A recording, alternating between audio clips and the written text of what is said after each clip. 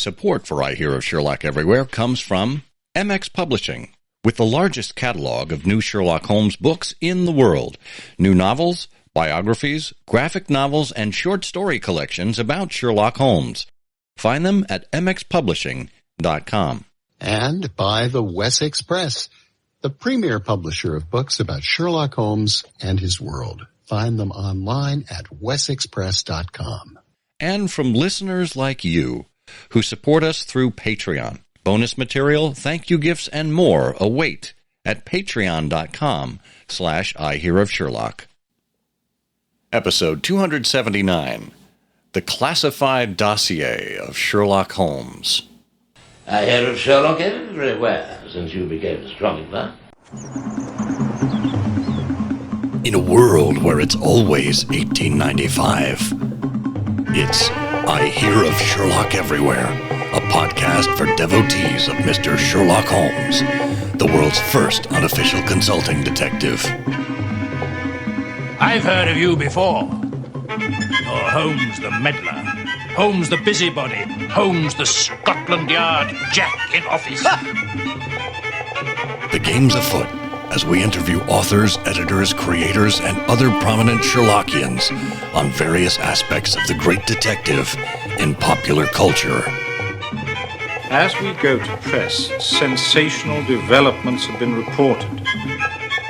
So join your hosts, Scott Monty and Burt Wilde, as they talk about what's new in the world of Sherlock Holmes.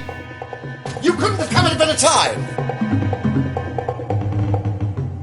Hello there, and welcome once again to I Hear of Sherlock Everywhere, the first podcast for Sherlock Holmes devotees where it's always 1895.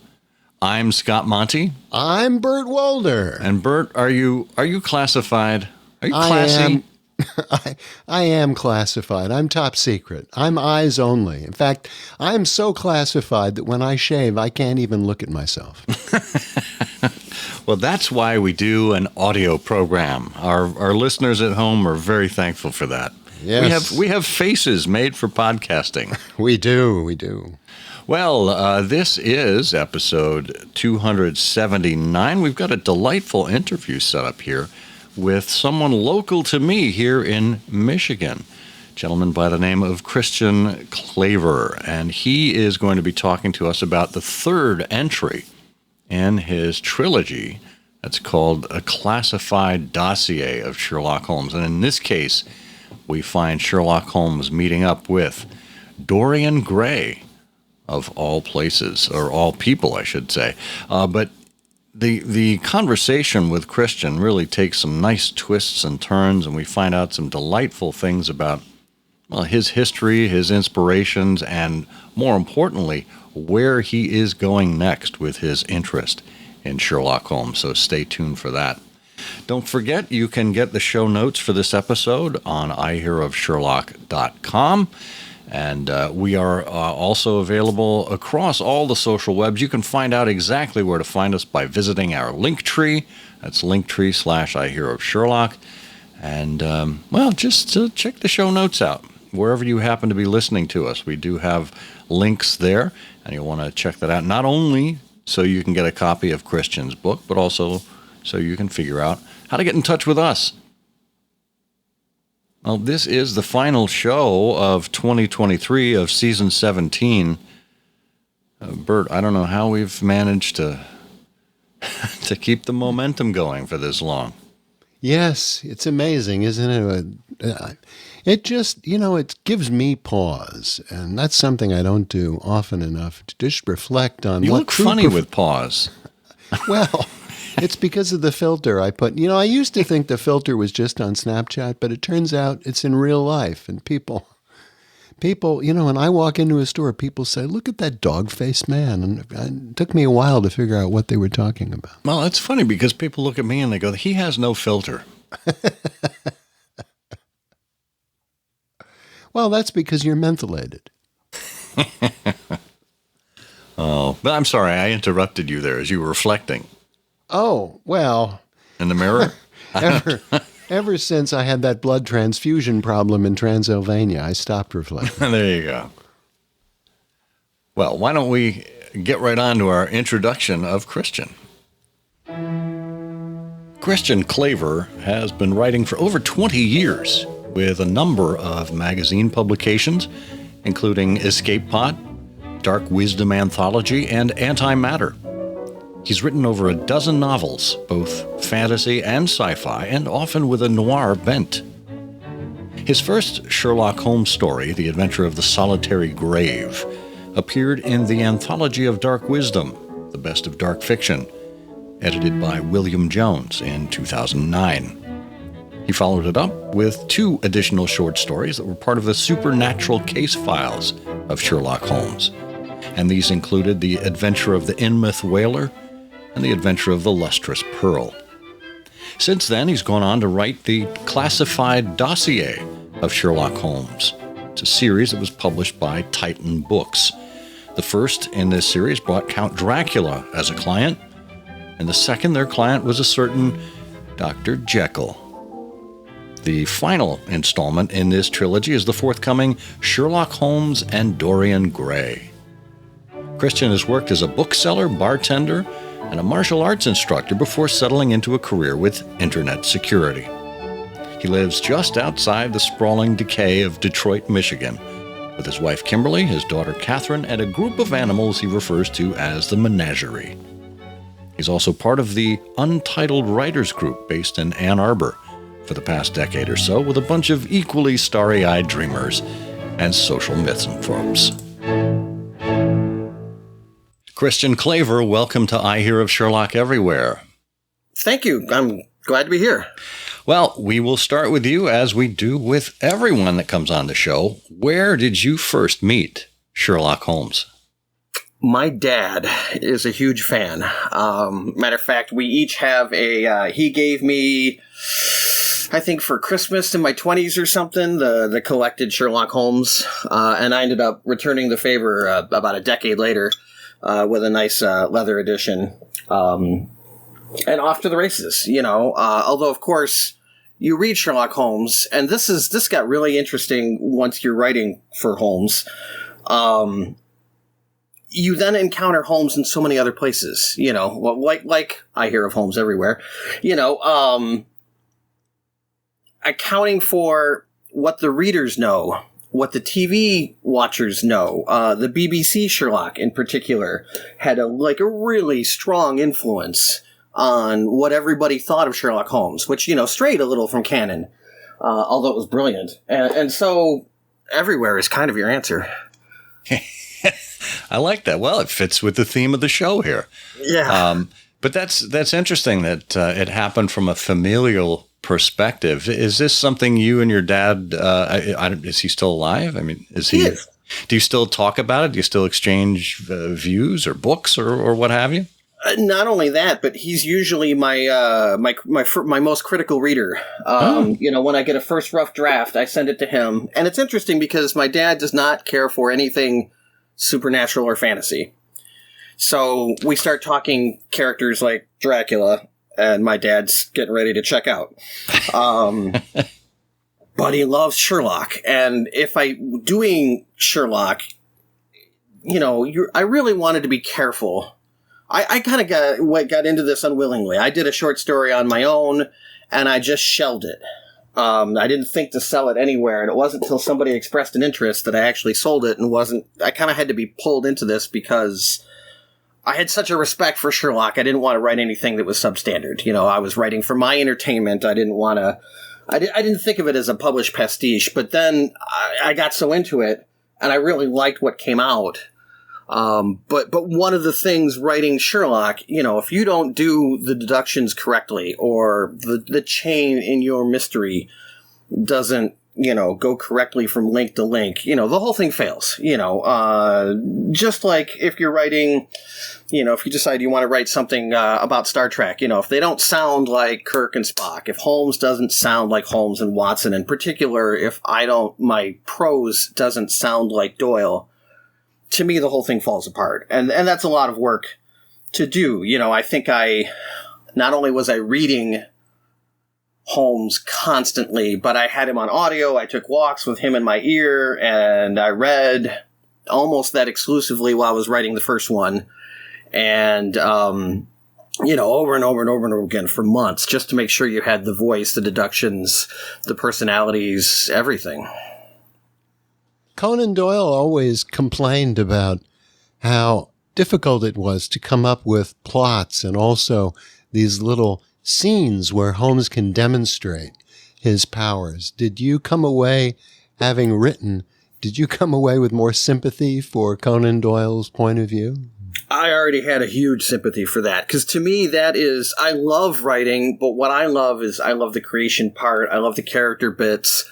I'm not particularly in love with the whodunit as a whodunit, which is going to seem strange from a Sherlock writer. I'm reading Sherlock, and of course, by the time I'm 20, I've already read them a bazillion times, so I'm no longer worried about who has done it.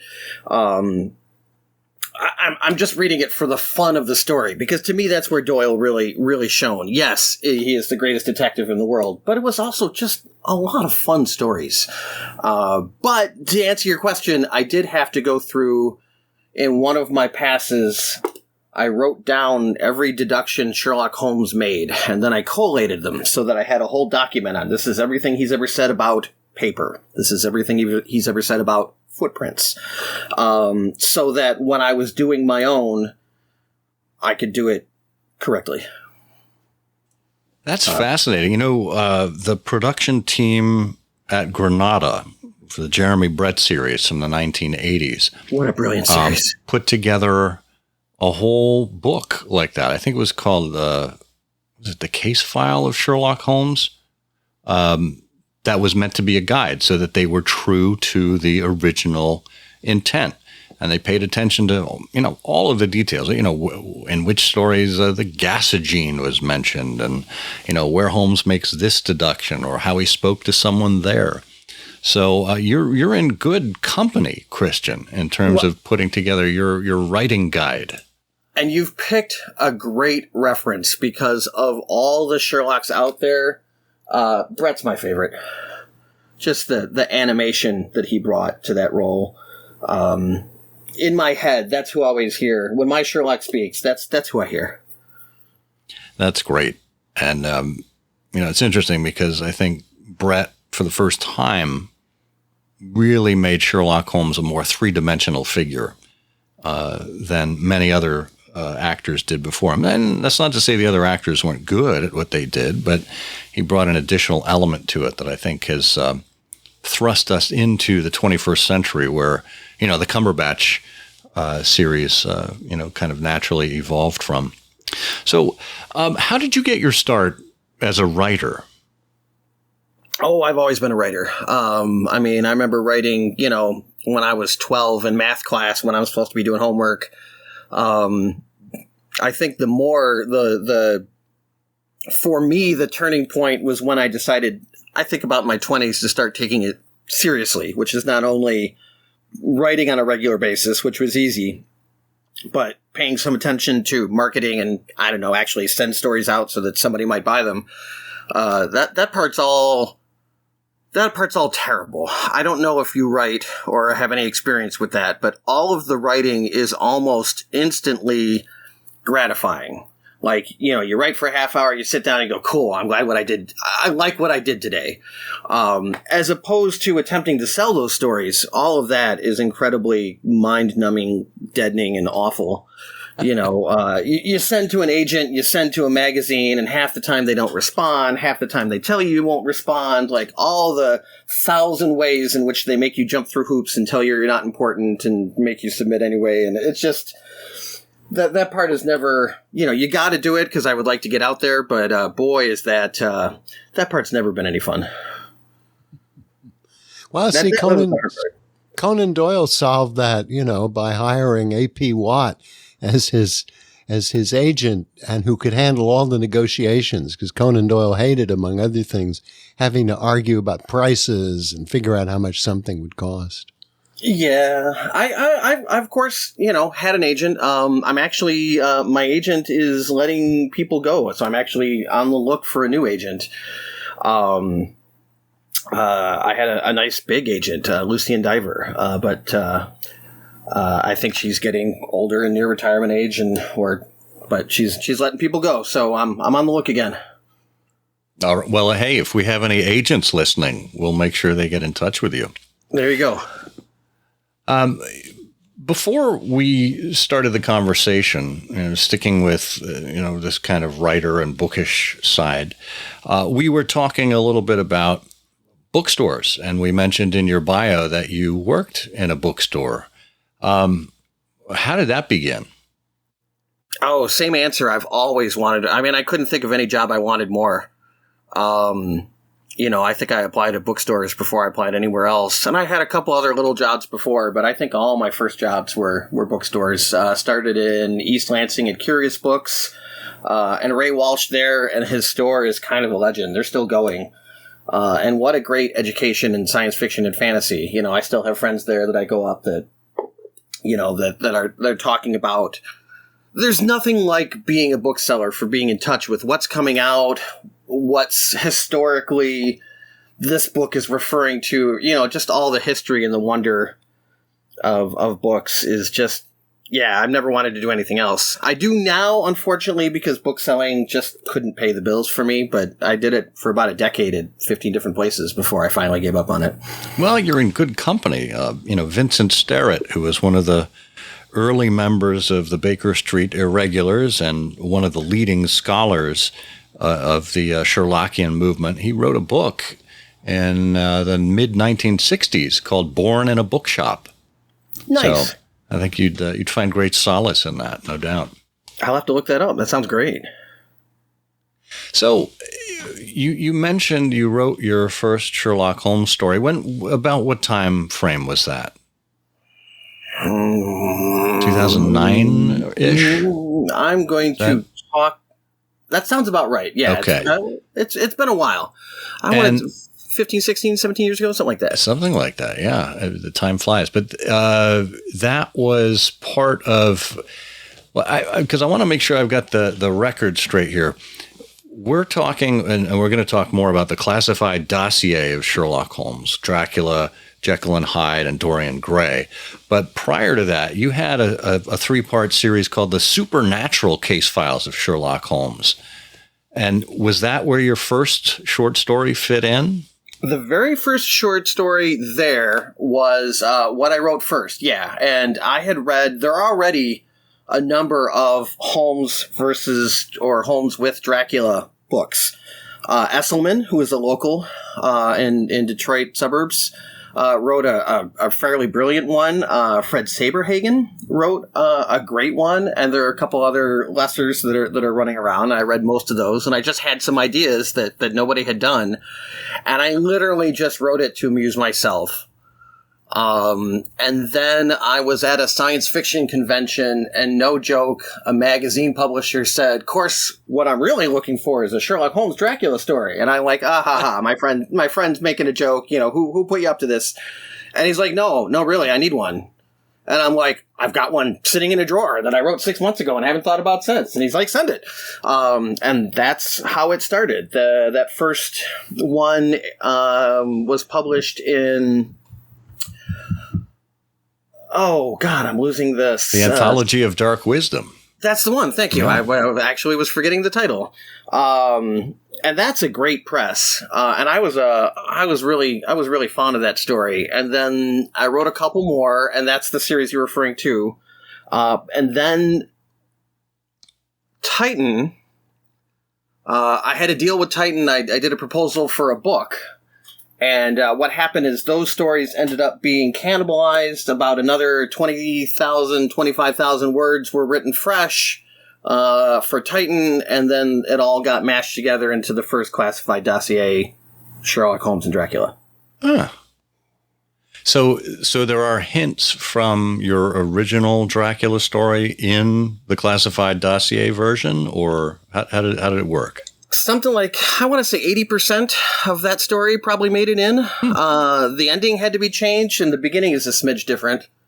But the main gist of it is everything I wanted to write, and of course I kept all that, so yeah. One thing is the original short story was kind of a frame story of Watson thinking back and many, many, many years ago when he and Holmes first met. And so that frame had to be taken out. But like I said, the meat of the story and the other two, one of which is a Cthulhu crossover that I'm particularly proud of. And all that went into the first book. Wow. Well, we've had folks on here before talking about some of the fantasy world. I think Charles Prepelec talked with us about the Grimoire series. So supernatural and fantasy touch on Sherlock Holmes from time to time. So you're in good company. I have a shelf of Sherlock Holmes Cthulhu crossovers because when I decided I really had an idea for one, I wanted to read what was out there. And it turns out that was a more Herculean task. I had to, settle for reading the 5 that looked most interesting me and, shelve the rest and come back to them. So there's a lot. And it presents an interesting conundrum because, of course, the whole trope of Cthulhu and his works and Lovecraftian horror is the unknowability of it. It's ineffable. Whereas, for my money, nothing in Sherlock Holmes's world should be ineffable. I feel like when you're including fantasy elements in Holmes's world, I was very careful to I wanted to use a mad science approach. So for instance, vampires. It's a contract with the devil, right? That's as supernatural as it gets. But I wanted Holmes to move in a world where logic still works, or why else are you writing a Holmes story? So I wanted to steer away from magic. So for instance, vampirism is a blood disease. And this fits because you start looking at so many of these iconic characters, like Jekyll and Hyde, like the Invisible Man, like Moreau, and the constant theme of science, or mad science as I think of it now, like the Victorian era of science, is so present in all those things that it felt more natural to include it with Holmes that way than contract with the devil. And, just by way of mention, big friend of the show and fellow Baker Street irregular Leslie Klinger wrote the new annotated H.P. Lovecraft.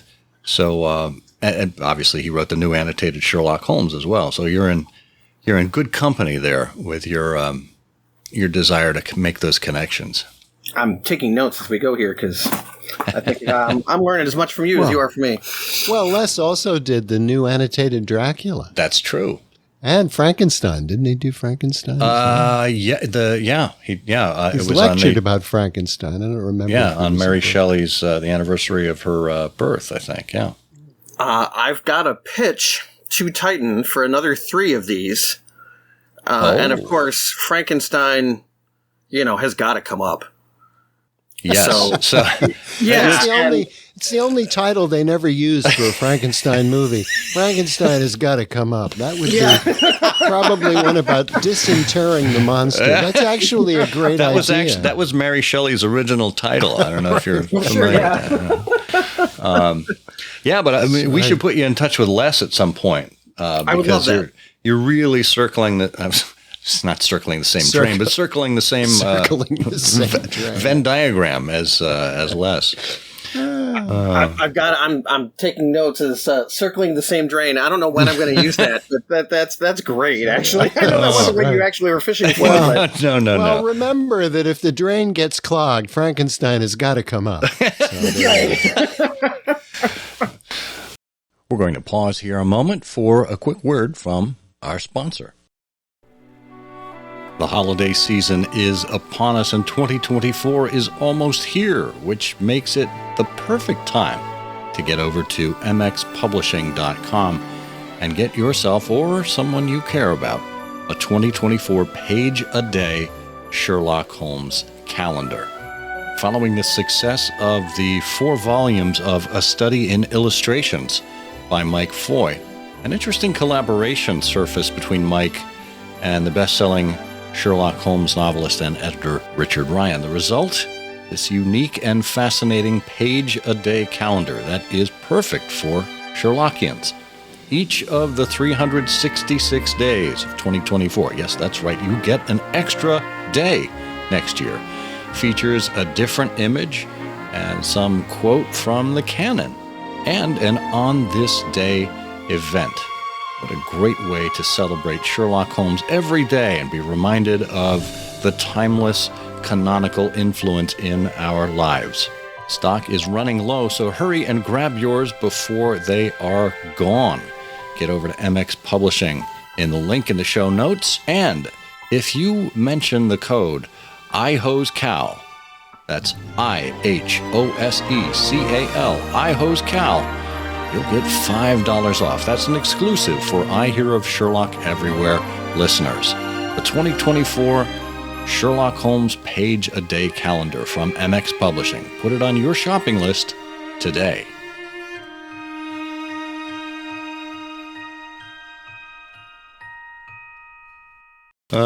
So you move from Dracula to Jekyll and Hyde, and this is interesting because Bram Stoker and Robert Louis Stevenson were contemporaries of Conan Doyle and confrères. He corresponded with them. He certainly knew their material well. He and Stevenson, of course, were fellow Scotsmen. Yep. I see this interesting theme coming out. And, of course, the latest book, Sherlock Holmes and Dorian Gray, that brings us in touch with the works of Oscar Wilde. And Doyle and Oscar Wilde were both present at the same dinner I think it was Lippincotts at the Langham Hotel. Where that led to the Sign of Four and the picture of Dorian Gray. You know, it's funny you should mention this because, of course, I tripped over so much of this. I have a friend, another science fiction writer, that has a speech about research. He does wild research things. Like he had a book, What If Bugsy Siegel, the mobster, was really the Fisher King. So he's got some great combinations. And what he does, and the way he does that is he usually starts with a research. What can I find that supports this theory?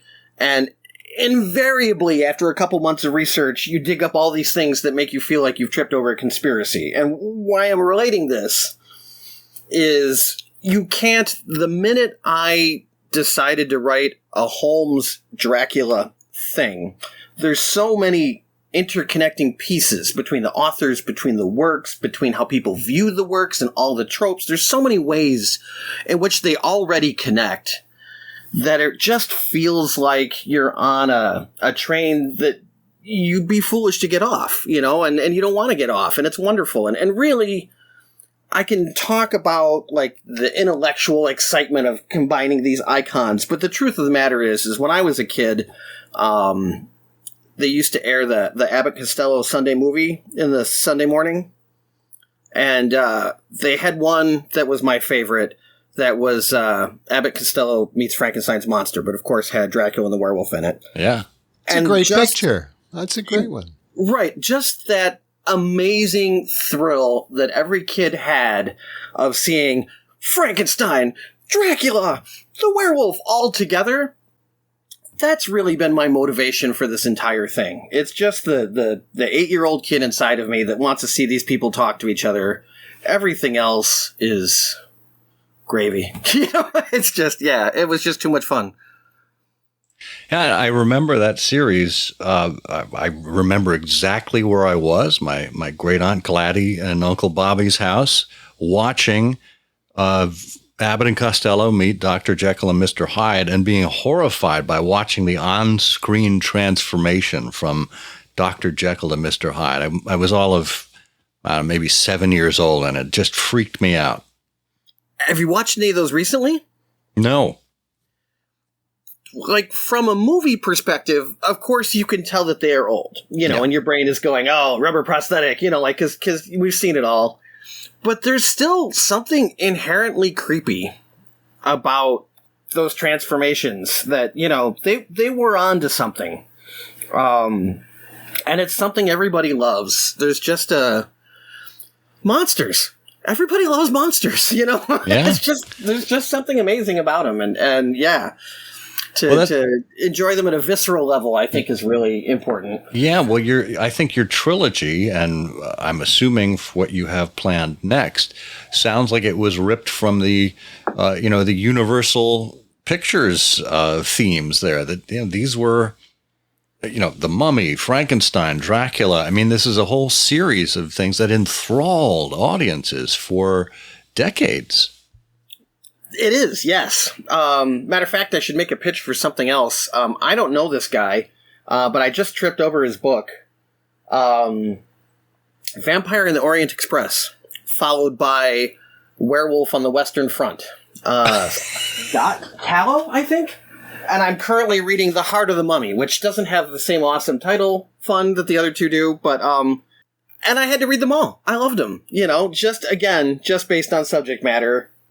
There are other people doing a similar thing, and there's room for everybody, and it's just so much fun, and he did a particularly good job, and that was fun to read. So, even though I'm writing them, you'd think I'd be sick of all that stuff, but I love reading other versions if they're well done. Well, that's what brings the passion. So, tell us a little bit about the plot for Sherlock Holmes and Dorian Gray. I'm trying to imagine in my mind what would bring them together, what would possibly compel Sherlock Holmes to take a case related to Dorian Gray. Dorian Gray was wonderful. But he was a big problem for me. My publisher actually suggested Dorian Gray while I was in the middle of the second one. And I don't know if you've seen... have you read Dorian Gray? Oh, sure. Okay, I recently, because I had to go back, of course, because I didn't remember much of it. By nature, I like to flip me a villain. I hope I'm not spoiling when I say that Dracula is not only not the ultimate bad guy in the first book, but that Dracula continues to show up for the rest of the books. There were some other... But he is undead, after all. He is undead, right. And, am I going to be the guy to kill Dracula? I don't think so. They were started gathered, and I had seen other works like League of Extraordinary Gentlemen for all the flaws.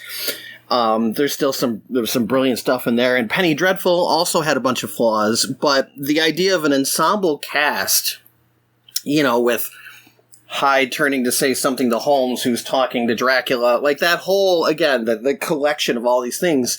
I didn't want to let anybody go once I had him. Once I felt like I had a handle on Dracula, I didn't want to let him go. So the cast grows as we go. But Dorian Gray was a particular problem for me because either imagining him as a villain or imagining him as not a villain, I couldn't see how he'd work, what he'd do. And Penny Dreadful has a particular illustration of when they bring the Dorian Gray character in, and he quotes and he acts like Dorian Gray, and you realize that Dorian Gray, if he's not in his own book, he's kind of a giant plot blocker. All that ennui, right? It's just... Like in Penny Dreadful, every time he walks in the scene, the whole plot comes to a screaming halt.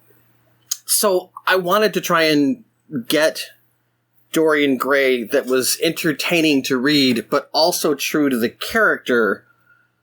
And that was so hard. And of course, it's another deal with the devil.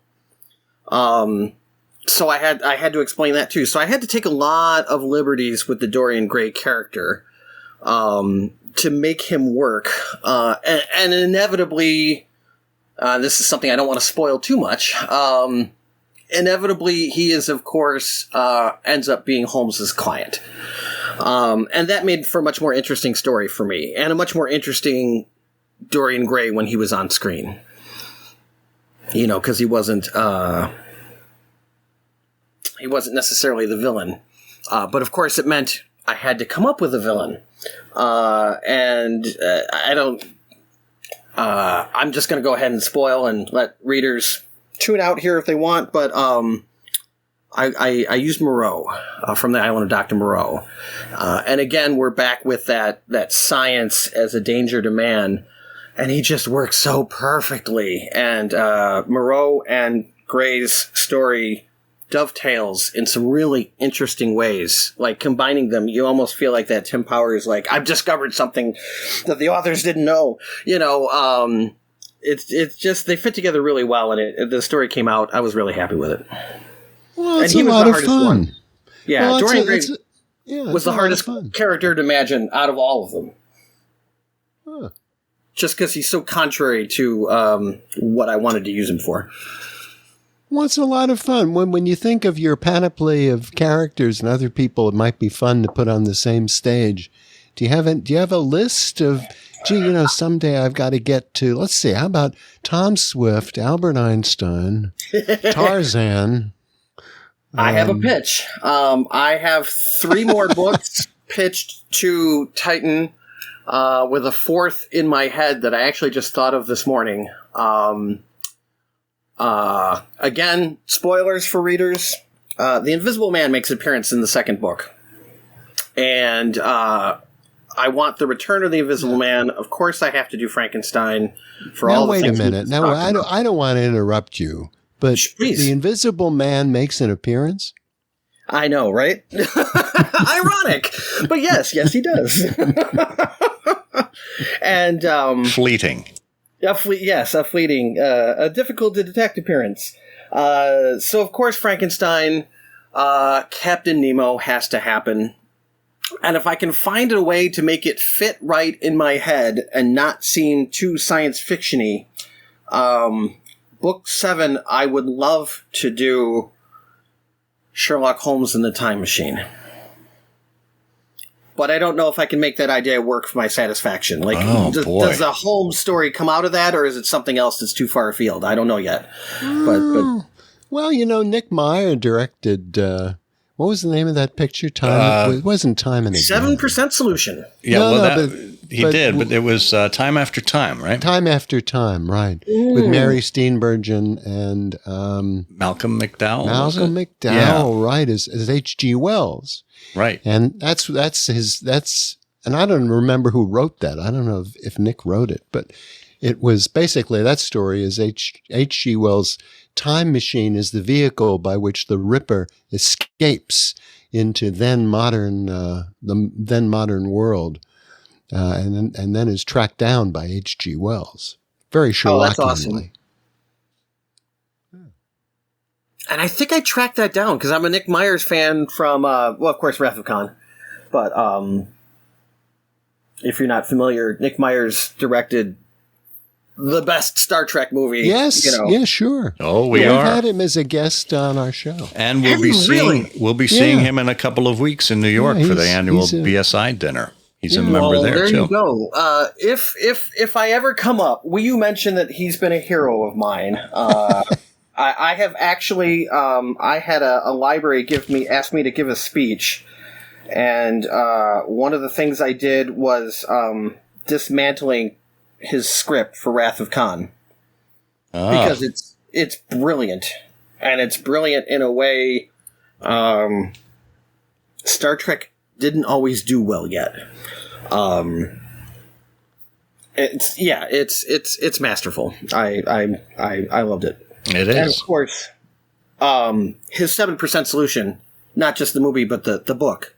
There aren't too many people, like, as much as I love Saberhagen's book. And it's great, and it has some great Holmes Dracula. The idea being that they're long-lost relatives way back, which is better than it sounds, because if you read the descriptions for Holmes and you read the descriptions for Dracula, they're so eerily similar. They're clearly cut from the same cloth that it worked very well. But one of the things Saberhagen didn't do so well was Doyle's voice. And Nicholas Meyer was one of the people. I mean, if you're not reading Doyle, read his, because he got the voice great. And Sigmund Freud, what a great crossover. Yeah, it's just a whole lot of fun. Yeah, well, you're absolutely right. He did a great job with Doyle's voice. I think that's one of the reasons the book was so popular and became a vehicle for a film at that point. And just by way of reference, yes, Nicholas Meyer does get a writing credit for Time After Time. Oh, great. So, good. Yeah, great story. Yeah. So, I mean, that's a great lineup that you've got planned, Christian. And I sincerely hope that the folks at Titan grab it up, because what you've got here in summary is just a wonderful nod back to these timeless mad scientists and monsters and figures that are all kind of swirling around the same time as Sherlock Holmes, and Sherlock Holmes and Dr. Watson as those central grounding agents that bring us from book to book. I mean, that sounds like a lot of fun. It's a lot of fun, and it's something that nobody else has done, really. Like, Penny Dreadful has all these characters together. No sign of Holmes. I think Holmes is a particularly intimidating person to write, because if you don't do him well, everybody loves him, everybody knows him. If you don't do him well, you're caught, right? So that's my only explanation, because, why he didn't appear in either that or League of Extraordinary Gentlemen, or, there's references, but Holmes as the leader of this giant band of, like, incredible, iconic characters is just too good to pass up. Well, we're grateful that you have taken up the mantle here. Christian Klaver, where can people find out more about you and your books? My website is christianklaver.com. Although I'm actually in the process of overhauling it, so it'll be a couple days, but hopefully there'll be time. And of course, the books are all available on Amazon, Barnes & Noble, and everywhere, because Titan's represented by Random House in the U.S., so they're everywhere. Perfect. Well, thank you so much for sharing your stories with us here on I Hear of Sherlock Everywhere. Thank you so much. It's a pleasure to be here.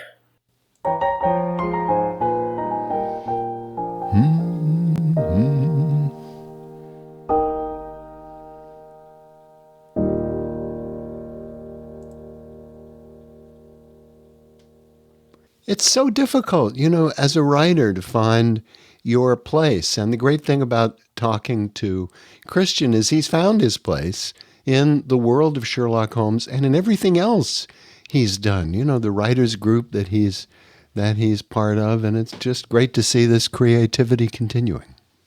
It is, and I'm so glad we were able to find him. I was going to say pluck him out of obscurity, but he's not really obscure at all. It's just that we hadn't heard of him prior to this year. So a wonderful discovery, and looking forward to involving him more in our little hobby as we do these Sherlockian Society gatherings.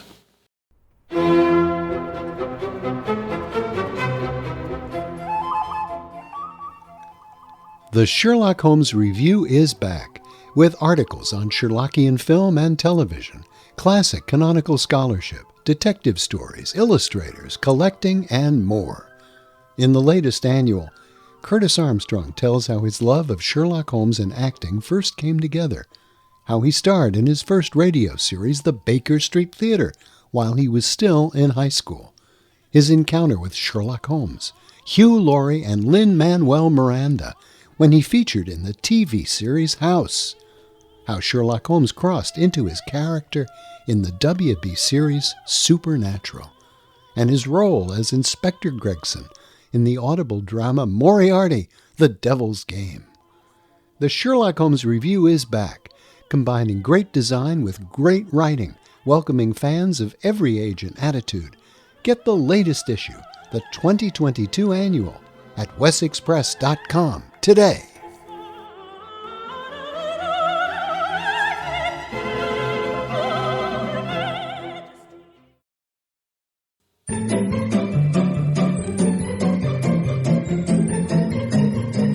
All right, it's time for everyone's favorite quiz show. That's right, it's time for Canonical Couplet, where we give you 2 lines of poetry and we ask you to identify which Sherlock Holmes story we're talking about.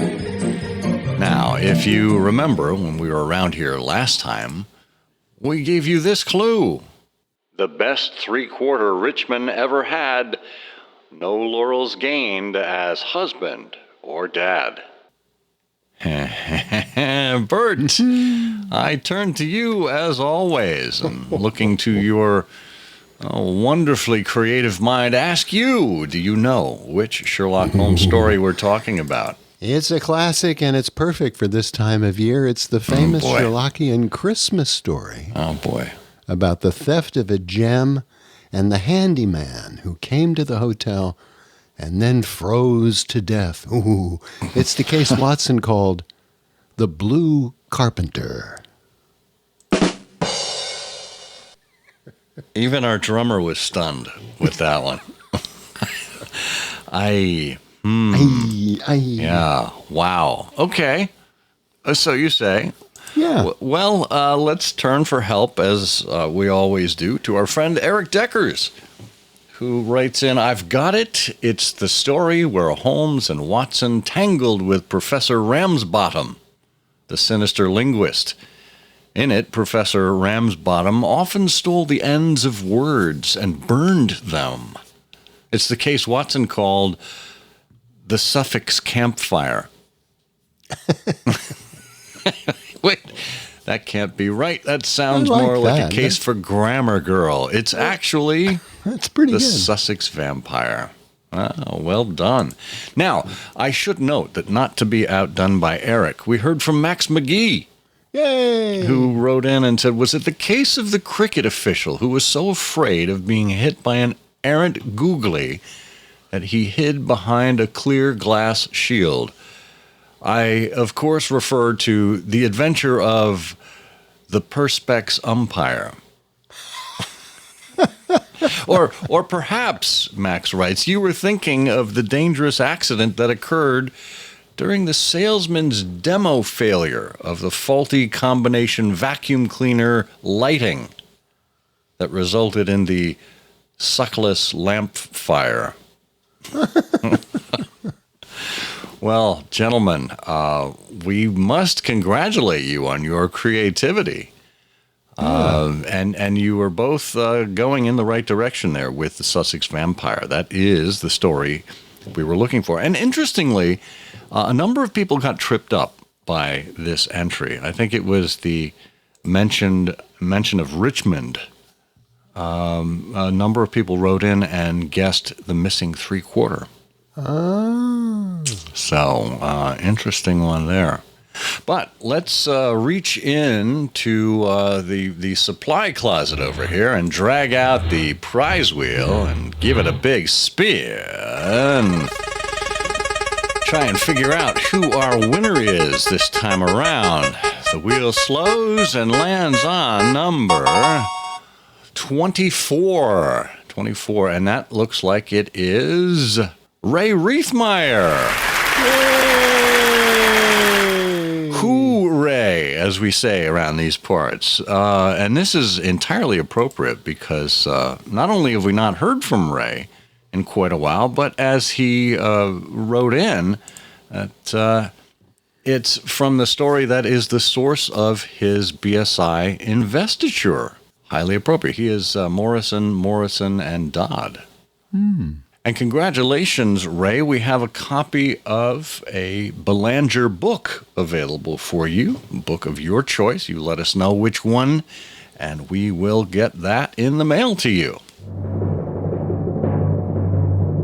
And now we have the next canonical couplet. The winner of this one will receive a copy of Christian's book, Classified Dossier of Sherlock Holmes and Dorian Gray, available in the spring. So you'll have to wait for this one, but it will be well worth the waiting. And here's our clue.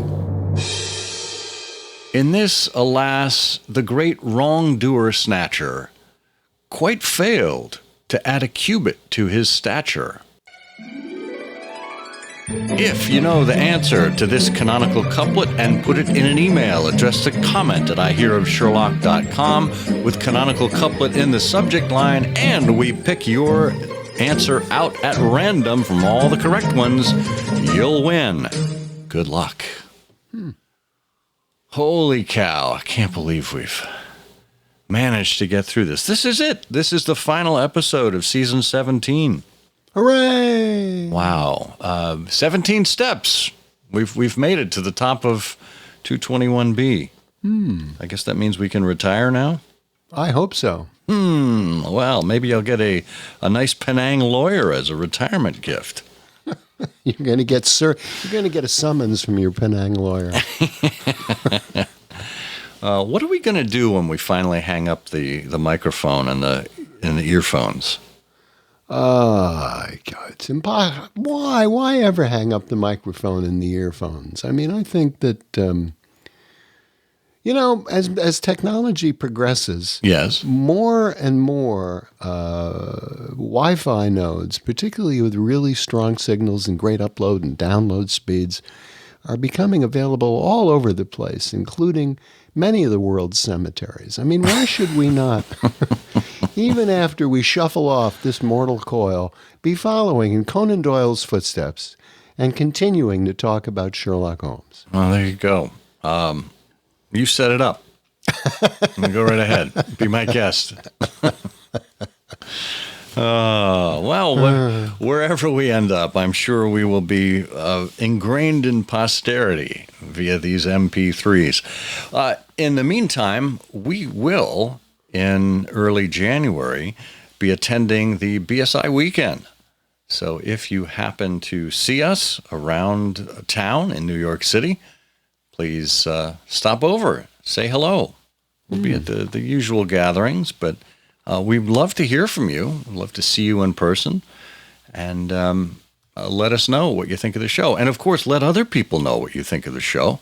Leave us a rating or review on Apple Podcasts. Tell other people about the show. Share our links wherever you can.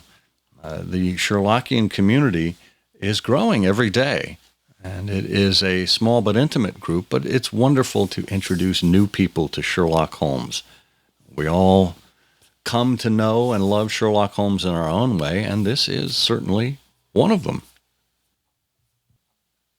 Yeah. Well, Bert, I think you'll join me when It's that quick response that people Yes. have come to appreciate from me.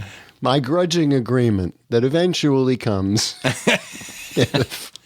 As it does at the end of every show. Yes. When we are obliged to say, the game's afoot. Afoot.